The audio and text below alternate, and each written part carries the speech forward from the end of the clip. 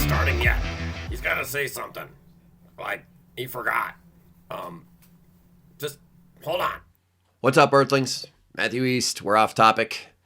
But we're going to start on topic with the thoughts I've had about last week's episode, Chaos. I was talking all about that, that immediate sphere of influence where you can focus your energy if you understand that outside that bubble is chaos and that you can't change it and you can't control it. You can't fight out there because it will result in stress, anxiety, and disappointment, right?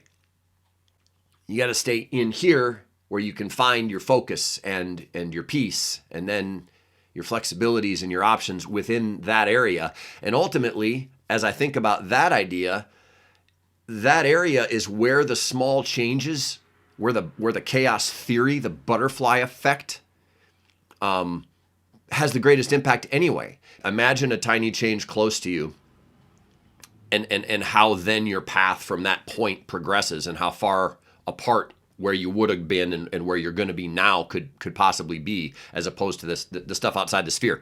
That's actually, ironically, not what I turned this camera on to discuss, though, about chaos.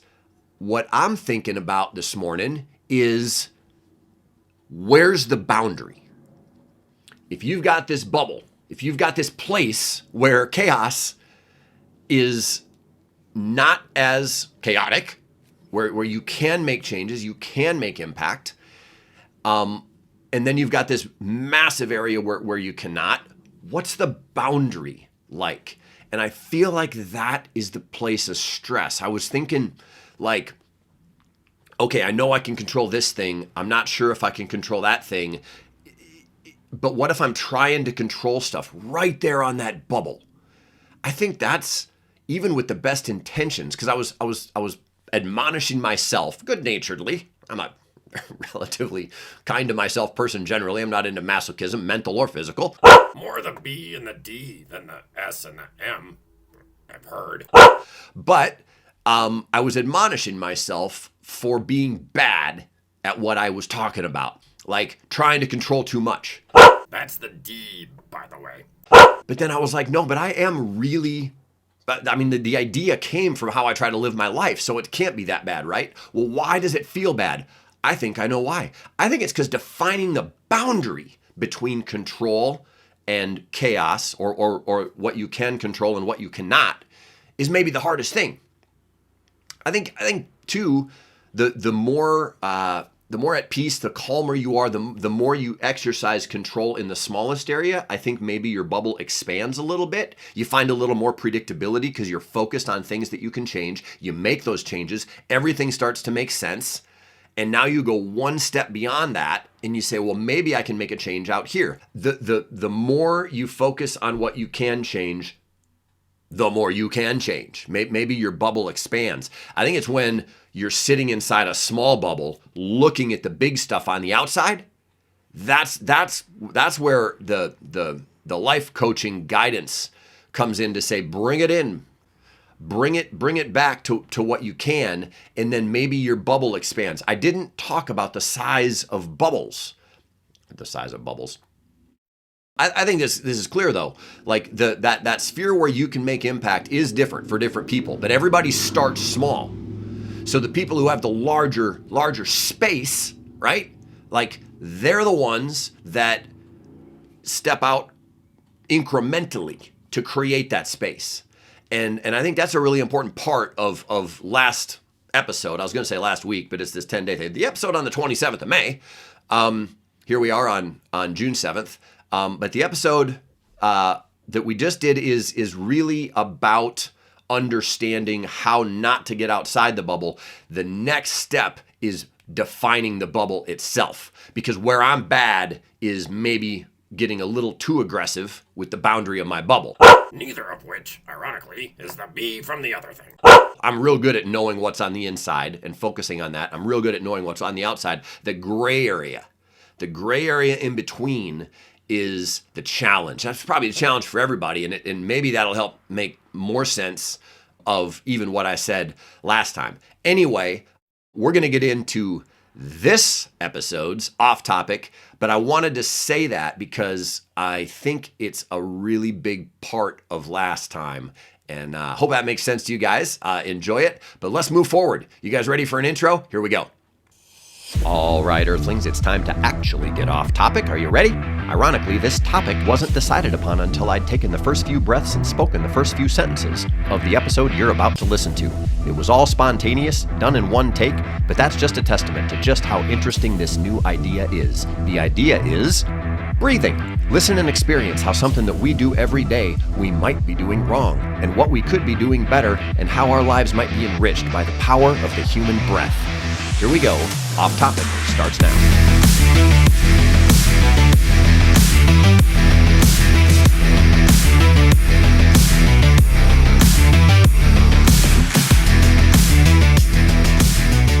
Yeah, so deep thoughts about last episode, and now let's move on. I'm going to confess that today is the day that I am supposed to be producing the episode that I recorded to post tomorrow. And here we are, recording that which I do not know how it will turn out. Not without reason.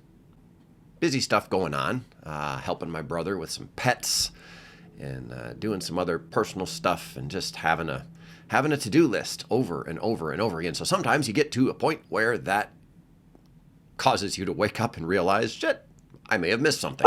Yeah, drugs will do that to you, too. It's not that I didn't know the episode was coming due. It's that I thought to myself, the world doesn't end if there isn't one. Well, that's not a super responsible way to face a consistency-oriented mindset thing like this podcast. And so we're here today recording what is going to become the episode for May 7th of 2026. And that, folks, is how to not bait and set a hook in your audience. I don't know why I confessed all that to you guys to start with. It's not really a topic, but I'm not going to ramble for 25 minutes. I'm going to pick something that has been on my mind for a little while in a good way, and I'm going to share with you what I'm learning. Today's topic is, I hope by this point it goes without saying that I have no prep put into this. But I want to talk about the power of life that exists within us that we practice every single day involuntarily, and some of us in certain moments voluntarily. Sex! Known as breathing. Oh, yeah. The breath, let's get philosophical for a minute. Breathing is the way that the human body interacts with its environment. You could say that we feel, hot, cold, and if we get, stick to environmental stuff, not so much tactile stuff, you could say that we, see what's going on around us. But as far as what we actually physically, the physical interaction of sustaining life, all happens through the nose and the mouth, and here in the lungs, and with the support of the circulatory system, the blood that takes that oxygen through and brings that carbon dioxide back, and the proportions of all that. I have been a student of, to say I'm a student, I've been a practicer of some of the most basic forms of breathing that are being promoted, celebrated, encouraged by Wim Hof. Many people know who Wim is, and I've talked about him before because my breathing during my Master Cleanse, if you watched those Master Cleanse episodes, was a significant contributor to the effects of the Master Cleanse itself. The idea that the body has a chemistry, especially your blood, but there's a chemistry, and it has to do with the balance, the pH of your blood, acidic versus alkaline. And Wim kind of says alkalinity is a beautiful state to be in with respect to your body's ability to release tension, release stress, even release physiological things like disease, and to find power inside yourself, find that deepest. He calls it the deepest. When you're breathing, deeply, and then holding your breath and feeling the peace of the lack of the need of oxygen because you've already alkalized your blood, which, by the way, is super subtle. A general alkalinity, or a pH, of your blood is about 7.4 is considered healthy. So 7 is neutral. Anything bigger than that is alkaline. Anything less than that is acidic. But slightly alkaline is kind of where we like to live, or where our bodies like to live, 7.4. So when he's talking about it, you're talking about tenths of a unit of pH, not bopping it up to 9 or 10 or anything like that, but just getting yourself onto the side of neutral that is better for you. Alkalinity was also a recurring theme in my master cleanse in the book, the Tom Woloshin's book that talks about just how that subtle shift toward the alkaline is healthy. And so I was very interested in what would happen to my breathing, which is a tool for alkalization, and then supplemented with the cleanse, and it freaking worked. I'd never held my breath over 3 minutes. My super long holds were 2 minutes 45 seconds. I think I got to 250 something once as an aberration, as a strange anomaly, but down there, just trying to get to 2.5 minutes and get beyond 2.5 minutes by as many seconds as I possibly could. And then during the master cleanse, during that alkalinization, that's a hard word to say, I skyrocketed, launched ahead over 3 minutes, up above 3.5 minutes, just in the 2-week period that I was doing the cleanse. So it's kind of evidence that alkalinity is a thing, because if there's two things that are supposed to do that for you, and the effect of that is the ability to hold your breath for an extended period of time, then they married with each other, and allowed me to have that. Now, what does that do for me? There's books that are talking about things that are really earth-shattering when it comes to the effects of how people who have anxiety and even disorders like schizophrenia and paranoia and all kinds of things can benefit from the breathing exercises and that shift.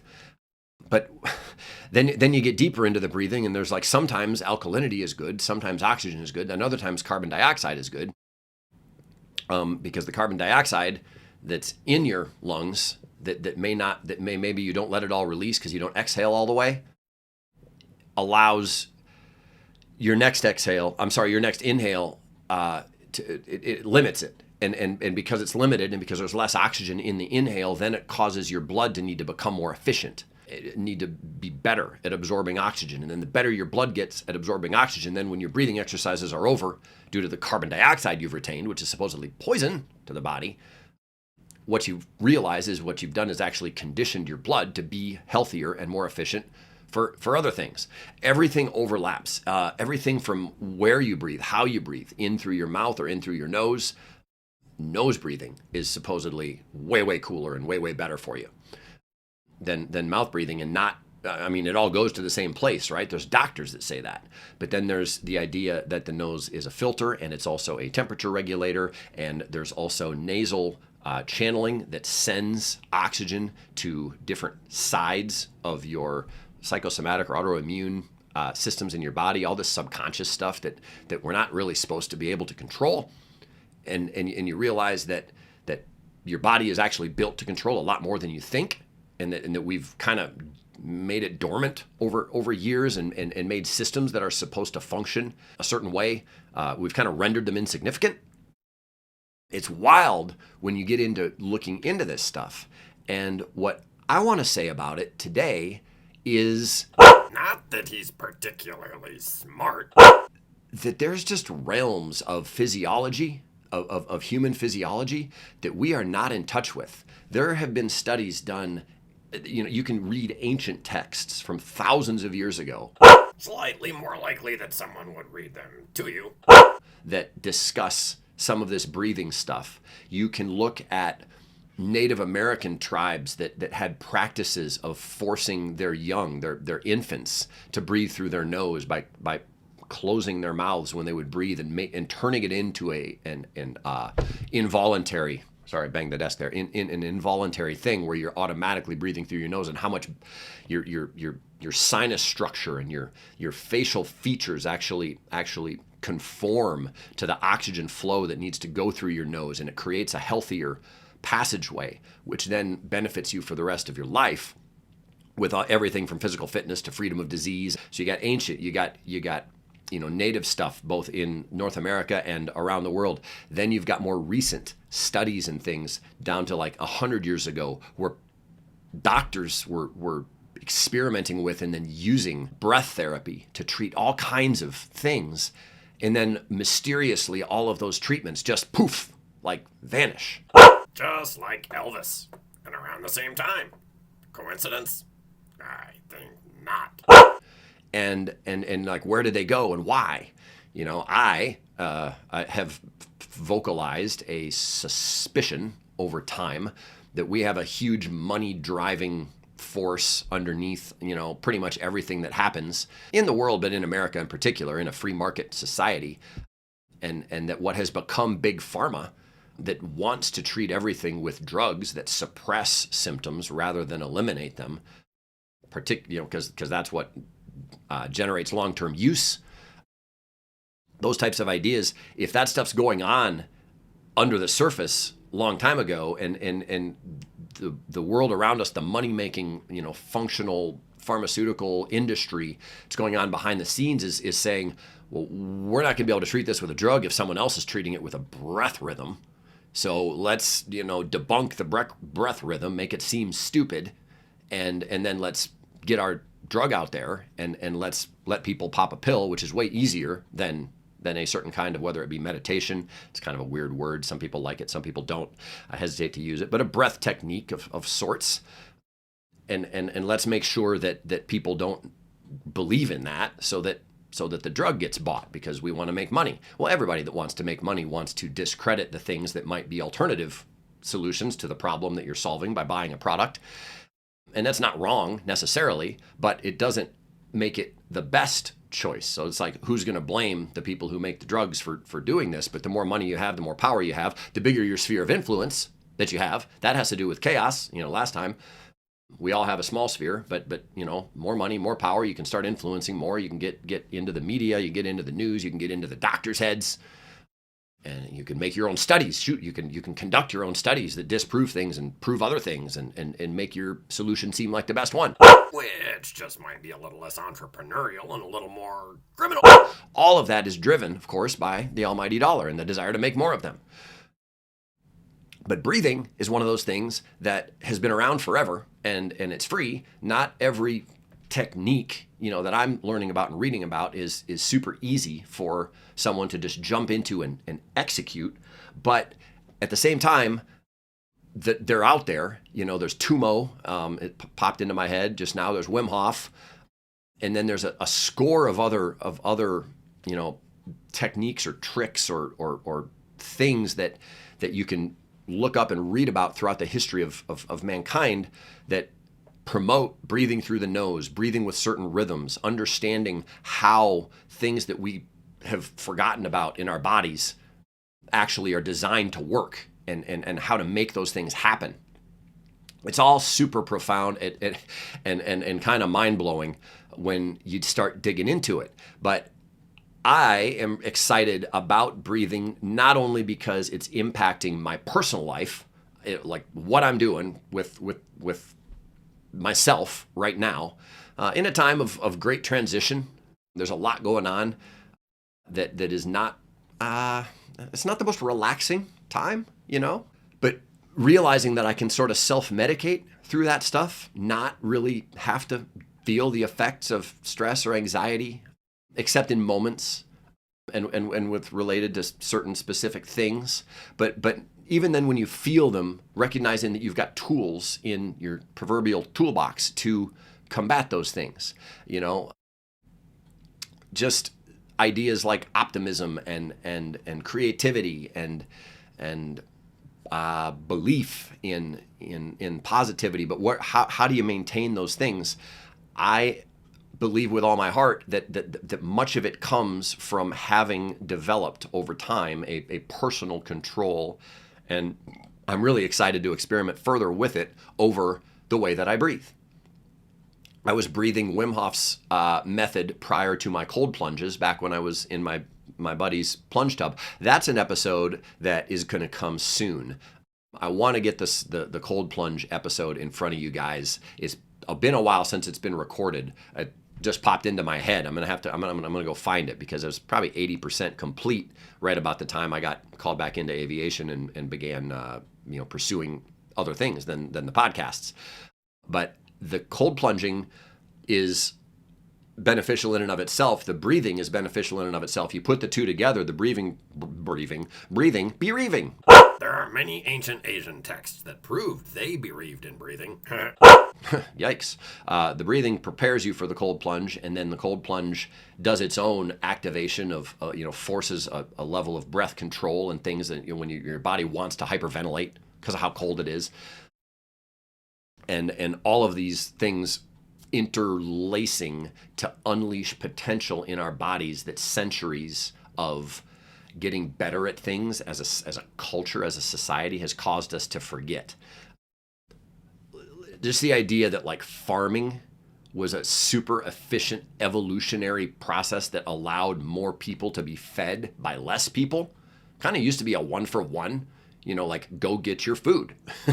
Hunter gatherer, pick your poison, but go get it, And when farming evolved and created the ability for a small number of people to create food for a very large number of people, that allowed the very large number of people to go on and do other things, new ideas and cultural developments and advancements. And farming is a huge part, of course, of how we get fed today, because very few of us create or procure our own sustenance. Well, those farmed foods have properties that are not as healthy as foods that nature just produces on its own. Flour, we all know about not lactose intolerance. What's the wheat? Gluten. Can't have glutens. Whatever. All the different things that we think are wrong with us as a result of the things that we ate. Some of that stuff is maybe exaggerated and overused, but some of it is super valid. But the point is that when you begin pre-processing what nature has created, and then ingesting that versus something that is at its core fully in and of itself whole, cultures that were gatherers or hunters or gatherers of different types of plants in different parts of the world versus others all exhibit the same levels of health because of the natural nature of what's going in. It doesn't necessarily matter if you look at studies over time, as long as the stuff was procured naturally. We're not doing that anymore, and it's considered advancement. It's considered cultural development, getting better at being society. But then you take a step back and realize what the negative side effects of that stuff are. You realize we're taking away from our body's ability to utilize more complex, well-rounded, natural sustenance. And then before you know it, some of the things that our bodies were once built to do or able to do are latent. They're by the wayside. Like ED. And that's too bad. No shit. Because it's amazing what types of, if you look at the complexity of all the cells that make up your body, I mean, holy shit, man. There's these smooth, involuntary, automatic muscles like your heart. And then when you're sleeping, your lungs, which are combined, of course, you can involuntarily breathe or voluntarily breathe, depending on your consciousness and your requirements of what you're doing. Not unlike the cock. But you take the heart cells and you combine them and you stick one of those hearts inside the body, and then you've got the lungs and all the complexities of the bronchi and the bronchioles and the alveoli and the way that the capillaries, bring the cells one at a time through to absorb blood and then move them outward in rivers of blood that then fork off and feed every little bit of things like your skin and your muscles, which are made of completely different cells. You've got your eyes, which are made of different cells, your hair. Not to mention your cock. Every different version of this is all put together to create who you are. That's crazy, a lot of the stuff I'm reading is written by like evolutionists, and they talk about how the sludge became the bacteria and the bacteria became the this and this and this. I still think it was God. I don't know how you could possibly not think that there's not a higher power involved in the creation of something as complex as us. But before I digress too far, those complexities were evolved to function in a very basic way and to interact and to relate to nature in a very basic way. Well, a lot of that stuff became unnecessary the more advanced, I'm putting quotes up if you're listening audibly only, our society has become. Well, what, you know, and just look at like something as simple as our brains, where we essentially understand that we're using about 10% of what's up there. You know, this is another idea I've not, this is not the first time I've said it, but what was the other 90% for? You can't logically convince me that we're doing less with our minds now than we once were. Whether all 100% was ever used, I don't know, you know, and what those potentials are, I don't know. But if it's the brain that can be thought of that way, what about the nose? What about the sinuses? What about the process by which air is taken into the body, where it goes, what temperature it is, how clean it is, how much of it at a time, how much carbon dioxide is retained versus left behind, how we've become lazy and we've been allowed to breathe shallow and we start to breathe through our mouths, and it creates things like sleep apnea and snoring and all kinds of difficult things that our bodies weren't meant to do, and how if you do something as simple as train yourself to nose breathe, you can eliminate some of that stuff. You don't need CPAP machines and all kinds of expensive apparatus to treat these things that are taking years off your life, or maybe ending it very prematurely. The complexity of what we are, who we are. Look at yourself in the mirror and appreciate your beauty, man. Appreciate your intricacies and the differences in all of the different parts of who and what you are, from your mind right down to your toenails. You know, it's all this diverse, artistic, beautiful creation. And you know, get into more modern day stuff, this societal stuff we're dealing with now, where we're getting lazier and lazier. You know, we don't even really think about money anymore because it's electronic on our phones. We don't necessarily have to think about food anymore because that electronic money buys it and has it delivered to our door. We don't really even have to go shopping anymore because if we want or need something, we can order it and have it come to us. We don't really have to be creative anymore because we can have entertainment fed into our minds through our eyes and ears with the phones that we hold in front of our faces for such a large percentage of each and every day. Which pretty much brings us right back to Edie. What if we took some of that time back? Wait, what? No. Earthlings, what if we took some of who we've been created to be and asked more of ourselves? What if we took 10 minutes a day to just be quiet? What if we did a little research and tried some of this stuff that's being re-explored again after a millennia or two of dormancy, a century or two of dormancy? What if stuff that's under the surface that doesn't get to be propagated the way that you wish because there's too many doctors that are making too much money off the pharmaceutical companies that are making too much money off the drugs to really ever let it gain any momentum? But what if it's real? What if the stuff that mankind knew innately and wrote about when we were first writing things at all is real? And what if we've just lost track of it because of the way that we've evolved as a society? Think about this stuff, man. It's amazing how powerful you can be. And I want to bridge it. This is, this is not supposed to be a promotional episode, but breathing is going to be a really big part of the chaos-based life coaching that Matthew East Lives is going to be promoting here as the summer wears on, as that website gets live, and as I begin to create something that I believe can be used to help people. The book is coming along fantastic. The 5,000 Days book is really, I don't want to say it's more than about 60% done right now, but that's a pretty large percentage for the average. Most people say, I'm going to write a book. They get 5% in and they run out of things to say and they realize, well, this isn't a book. This is just a cool thought. Or they get lazy and they don't want to write it all down. I'm going to say I'm at about 60%. on a book that really shouldn't be completed until I'm deeper into my own 5,000 days. There's new things that I evolve into with my own practices all the time, and it's really cool to watch that happen. But it's all got to become a part of that. Well, between the 5,000 day book and the breathing and the chaos-based life coaching, I'm really excited about how this is all going to integrate into Matthew East Lives. I keep glancing down at my time. I didn't think this was going to go this long, but it's exciting to think about and it's exciting to talk about. So you're going to see a little less production in this one. Alter Ego is going to have less to say. Or so he thought. He can't quit me. Because what I've just recorded is going to go out to you not later than tomorrow. So enjoy it. I hope it's been fun to think about, and I hope the foreshadowing to what you're going to get to learn, find, discover, and utilize on MatthewEastLives.com later on this summer is energizing and exciting for you to think about as much as it is exciting for me to talk about. I'm Matthew East. We've been off topic. Take a deep breath through your nose, hold it, and then let it go nice and slow. Do that 3-4 times right now just for the hell of it, and see if you don't get up feeling just a tiny bit lighter. We'll see you next time.